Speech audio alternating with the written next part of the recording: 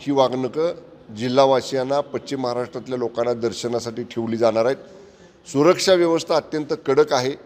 सेन्सॉर्स वगैरे लावलेले ते मी स्वतः बघितलं, मला एसपीने त्याची सगळ्याची माहिती दिली। ज्या ठिकाणी वाघनकं ठेवली जाणार आहेत ते बुलेट प्रूफ कवचसुद्धा या ठिकाणी आपण केलेलं ते सुद्धा आम्ही सगळ्यांनी पाहिलं।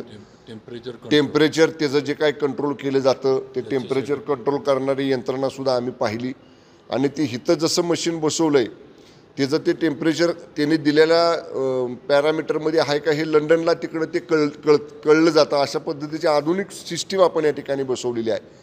खूप प्रयत्नातनं माननीय शिंदेसाहेबांच्या नेतृत्वाखालच्या सरकारनं ही वाघनकं आपल्या महाराष्ट्रामध्ये आणायसाठी प्रयत्न केले होते आणि त्याला यश मिळालेलं आहे। एक प्रेरणादायी हा क्षण आहे। छत्रपती शिवाजी महाराजांची वाघनकं आपल्याला दर्शन त्याचं घ्यायला मिळणार आहे।